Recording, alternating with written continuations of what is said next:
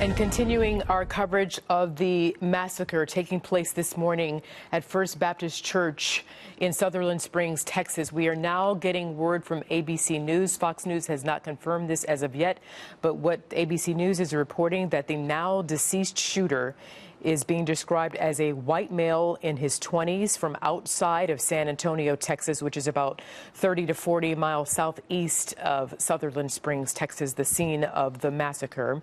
And that the ABC News also reporting that this suspect showed off an AR-15 style gun on Facebook recently, and that he possibly has a military background, bringing in Vincent Hill, a former Nashville police officer. Again, Vincent, we have not been able to confirm this ourselves here at Fox News, but based on that information that I just reported from ABC News, what does that say to you?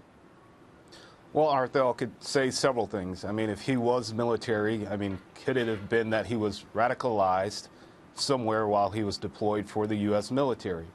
Or if you think back to 1995 and a guy named Timothy McVeigh, who was a military veteran who actually killed a bunch of people for whatever reason he did. So there's several things that come into question here, but the main thing that sticks out to me is the fact that this individual was apparently posting pictures of assault rifles on his Facebook. Now, is that illegal? No, not by any means. But again, it goes back to what I said earlier. If you see something, say something. If you hear something, repeat it. And I'm sure he wasn't just posting these pictures there without himself in the picture or without some type of comments on those posts that he made on Facebook. And this certainly takes the investigation into a different direction. Talk about that for us, Vincent. Yeah, I mean, you really now definitely want to find out what a motive was, if this individual has had military training, if he was in the military. Did he suffer from PTSD? I mean, those are serious issues that people don't take into consideration when things like this happen, but PTSD could have played a factor in this.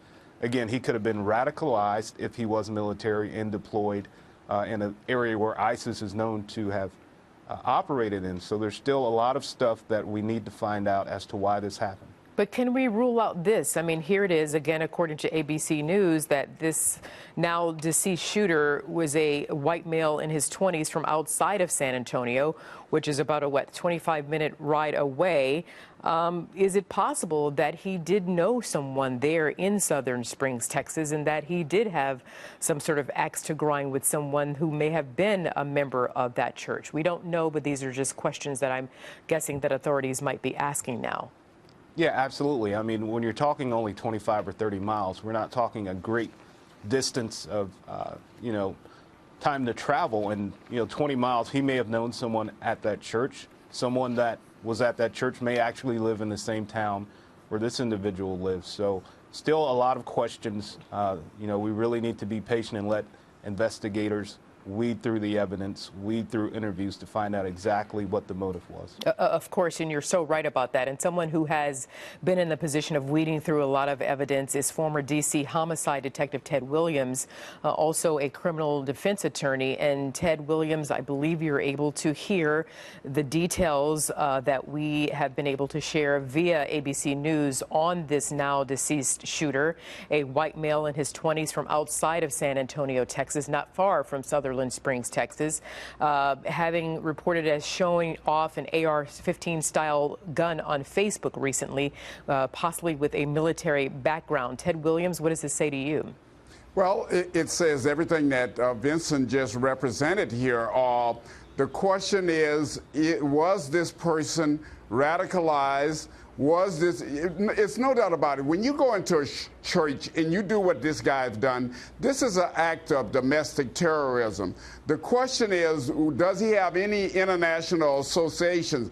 The other question is, again, and you mentioned it, Othel, and that is, does he know is somebody from that community that he had a beef with? I was shaking in my boots in my chair when I heard the congressman say something about it being somebody from he didn't actually say this, but he inferred that it may have very well been somebody from another county. And that led me to right away believe that the congressman and others now know who this individual is. I am sure that they're at his home, that they're checking his computers, they're checking his phone out, or they're checking now to see about this weapon. Yes. You have AT&F on the scene there. There's a complete investigation going. This may turn it in a different direction now. And certainly the president himself is monitoring this situation. Sarah Huckabee Sanders now saying the president has been briefed several times and has continued to receive regular updates on the tragic shooting in Texas.